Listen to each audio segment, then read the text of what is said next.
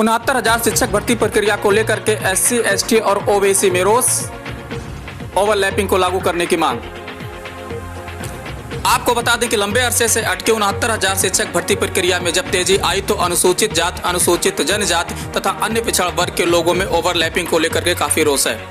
लोगों का कहना है कि प्रिंट मीडिया, सोशल मीडिया अथवा इलेक्ट्रॉनिक मीडिया के माध्यम से हमें जानकारी मिल रही है कि माननीय उच्च न्यायालय द्वारा ओवरलैपिंग की प्रक्रिया को हटा दिया गया है। ओवरलैपिंग की प्रक्रिया को हटाने से आरक्षण का हनन हो रहा है। लोगों ने मांग की है कि ओवरलैपिंग की प्रक्रिया को पूर्व के भांति लागू किया जाए ताकि जो संविधान में आरक्षण का अधिकार हमें है वह अधिकार हमें मिल सके। इसी संबंध में कुछ अभ्यर्थियों ने SC, ST, OBC से जो ताल्लुक रखते हैं उन लोगों ने अपना दर्द हमारे चैनल के माध्यम से सरकार तक पहुंचाने की कोशिश की।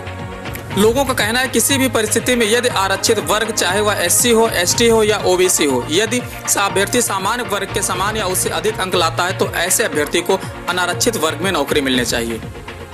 ऐसे ही कुछ अभ्यर्थियों से हमने बात की और शासन प्रशासन तक उनकी बात पहुंचाने की कोशिश की है। हम उम्मीद करते हैं कि सरकार इनकी बातों को सुनेगी, समझेगी और अमल करेगी।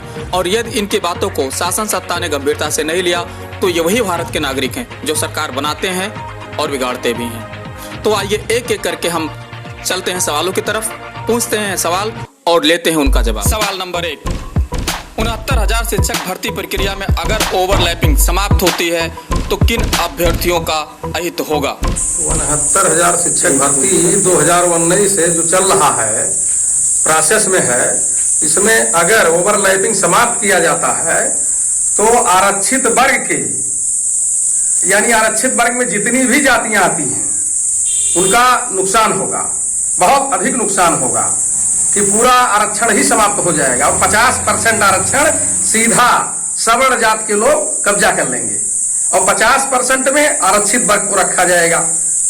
तो जो हमारे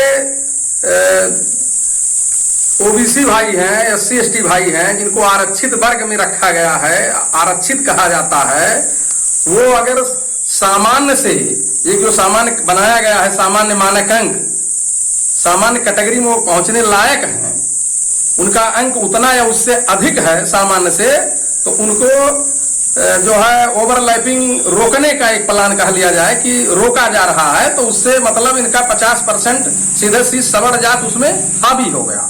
मैं सरकार से यही मांग करता हूं कि संविधान में प्रदत्त मूल भावना जो आरक्षण की है उससे छेड़छाड़ ना किया जाए, चूंकि जो व्यवस्था बाबा साहब भीमराव अंबेडकर जी ने या तमाम प्रबुद्ध विचारक उस समय थे उन्होंने जो दिया है उस मूल भावना के साथ आरक्षण का लाभ आरक्षित वर्ग को दिया जाए तथा साथ ही साथ ओवरलैप कराया जाए। यदि उनका अंक सामान्य कैटेगरी के बराबर या उससे कहीं अधिक है तो उनको ओवरलैप कराया जाए।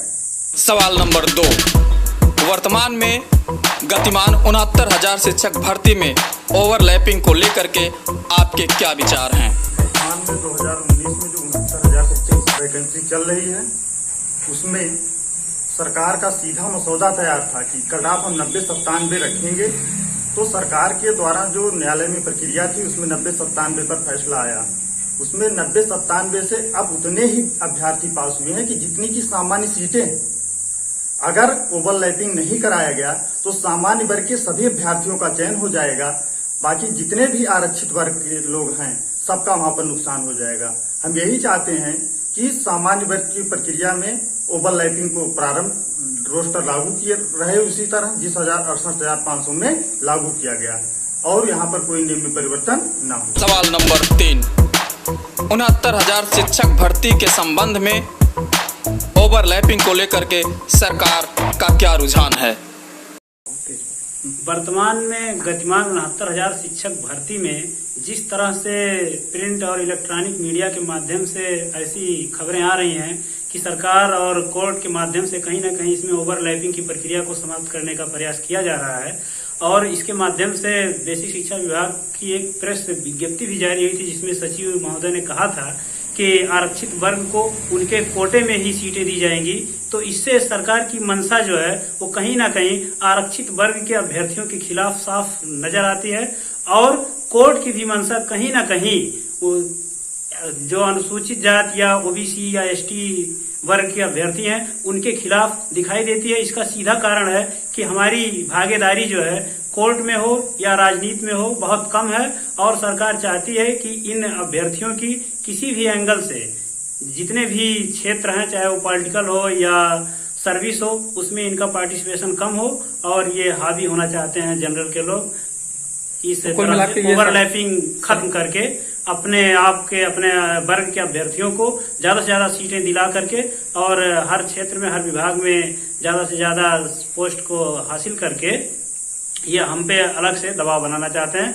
और हम लोग यही चाहते हैं सभी अभ्यर्थी कि जितने भी आरक्षित वर्ग के हैं, अगर उनका अंक सामान्य के बराबर या उससे ज्यादा होता है तो ओवरलैपिंग निश्चित रूप से होनी चाहिए, जिससे हमको आगे बढ़ने का अवसर जो है पहले से मिला हुआ है, उसमें कोई बाधा न आने। सवाल नंबर 4, जिस तरह से कोर्ट और सरकार ओवरलैपिंग को लेकर सख्त नजर आ रही है, इस बारे में आप क्या कहेंगे? 69,000 भर्ती के संबंध में हम यही चाहते हैं कि ओवरलैपिंग को खत्म ना किया जाए। अगर ओवरलैपिंग खत्म हो जाएगी तो ये सरकार और कोर्ट के द्वारा जो भी काम बताया जा रहा है, जो भी चीजें निकल के आ रही हैं, इससे स्पष्ट हो रहा है कि अगर ओवरलैपिंग को खत्म कर दिया जाएगा तो इसमें सामान्य वर्ग के सवर्ण जो हैं उनको सीधा सीधा लाभ पहुंच जाएगा और 50% सीटें जो हैं उनको आरक्षित कर दी जाएंगी। इससे पिछड़े वर्ग को और ओबीसी एससी जितने भी लोग हैं उनका पूरी तरह से नुकसान होगा। सवाल जवाब का सिलसिला आगे भी जारी रहेगा। यदि आपने अभी तक इस चैनल को सब्सक्राइब नहीं किया है तो प्लीज सब्सक्राइब कर लें, ताकि आपको मिले हर खबर सबसे पहले आपके मोबाइल पर। तो अभी सब्सक्राइब बटन पर क्लिक करें और बेल आइकॉन को भी दबाएं।